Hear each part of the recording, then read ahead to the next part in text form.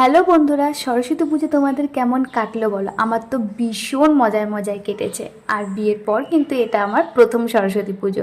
বাবার বাড়িতে যাব বলে ভেবেছিলাম, বাট যাওয়া হয়নি। তাতে কোনো অসুবিধা হয়নি, কারণ পাড়াতেই আমরা সবাই মিলে পুজো করছি। তো দেখো, এখানে কিন্তু আমাদের পাড়াতে সবাই প্যান্ডেল করার জন্য ব্যস্ত হয়ে পড়েছে।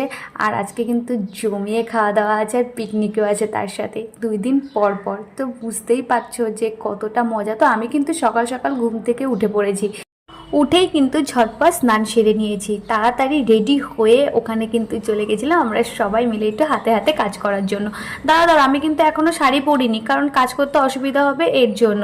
আর কে কীরকম সাজে সেটা তো দেখতে হবে, তাই না? তারপর আমরা সবাই মিলে একই রকমভাবে সেজে তারপরে যাব। তো যাই হোক, দেখো আমি কিন্তু ওখানে চলে গেছিলাম। শুধু পাড়াতেই পুজো নয়, দিদির ঘরেও পুজো ছিল।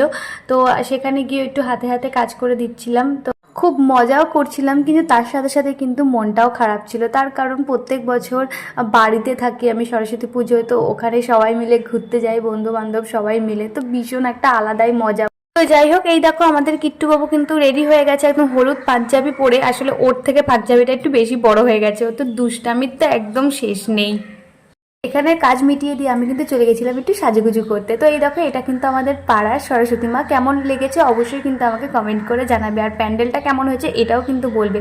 তো চলো তাড়াতাড়ি সেজে নিই, না সাজলে তো হবে না, এখানে সবাই সাজুগুজু করছে। তো চলো, দেখো এই দেখো আমি কিন্তু একদম হলুদ শাড়ি পরে রেডি হয়ে গেছি, একদম পটের বিবির মতন। তো দেখতে থাকো।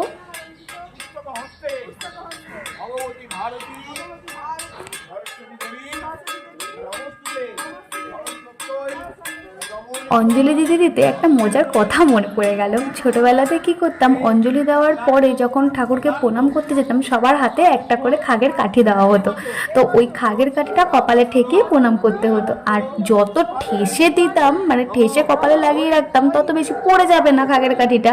আশা করি এইটা হয়তো অনেকেই করে থাকে, যে সবাই বড়রা বলতো যে খাগের কাঠি যদি কারোর কপাল থেকে পড়ে যায় তাহলে কিন্তু তোরা ফেল করবি, আর যদি ওটা বসে থাকে তাহলে ওটা পাস করবি। তো এর জন্য এত ঠেসে মানে খাগের কাঠিটা রেখে নিতাম, যাতে কপাল থেকে আর নাই পড়ে, পুরো দাগ হয়ে যেত। তো যাই হোক, দেখতেই পেলে দিদির ঘরেও পুজো কিন্তু হয়ে গেছিলো। কিট্টু তো একদম ভীষণ খুশি। আর আমাদের কিন্তু স্পেশাল খাওয়া দাওয়া হয়েছিল। তো এখানে ছিল খিচুড়ি, লাবড়া তরকারি, তার সাথে বেগুনি চাটনি আর পাঁপড়। আর লাস্ট পাতে ছিল মিষ্টি। মিষ্টিটা আমি খাইনি। তো যাই হোক, ওখানে সব কিছু শেষ করে আমরা কিন্তু আবার একটু ঘুরতেও গেছিলাম। বাড়ি ফিরে দেখছি যে এখানে খেলাধুলা শুরু হয়ে গেছে। দেখুন, কিন্তু নানান ধরনের খেলাধুলা চলছিল, যেমন হাড়ি ফাটানো, মোমবাতি খেলা, শঙ্খ বাজানো, মিউজিক্যাল চেয়ার। তো সব কিছুই আমরা খেলেছি, কিন্তু সব কিছু তো আর ভিডিও করা যায় না। তো যতটুকু পেরেছি ততটুকুই ভিডিও করেছি।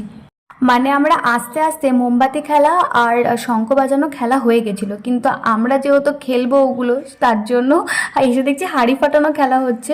তো আমরা হাঁড়ি ফাটানো খেলা খেলে কিন্তু ওগুলো আবারও খেলে নিয়েছি। তো যাই হোক, এইভাবে কিন্তু দিনটা আমাদের কেটেছে। ভীষণ মজা হয়েছে, ভীষণ মজা হয়েছে, সত্যি বলছি। একদম বাড়ির কথা পরে আর মনে পড়ছিল না সবার সাথে মিশে। তো দেখো, এখন আমি যাচ্ছি হাঁড়ি ফাটাতে। হাঁড়ি ফাটাতে গিয়ে একদম মানে হাঁড়ি কভার করে আমি চলে গেছি অলরেডি। এত হাসছে সবাই আমাকে দেখে, আরে কি বলবো। আর এই যে দেখতে পাচ্ছ আমাদের কিট্টু বাবু, ও তো আমাকে যেতেই দেবে না। একবার এদিক ছোটে, একবার তো ওদিক ছোটে, ওর জন্য আরও বেশি করে হেরে যাচ্ছি। তো আবারও অনেক লং টাইম পর আমি ব্লগ ছাড়ছি, কারণ এত অসুবিধার মধ্যে ছিলাম যার জন্য আমি ব্লগ ছাড়তে পারিনি। তো এবার থেকে চেষ্টা করব রোজ দিন ছাড়ার। তো রাতের বেলা কিন্তু মেনু ছিল কচুরি আর আলুর দম। আর সরস্বতী পুজোটা কিন্তু এভাবেই কেটে গেছে। আর তোমরা কেমন মজা করলে সরস্বতী পুজো, সেটাও কিন্তু আমাকে অবশ্যই বলবে।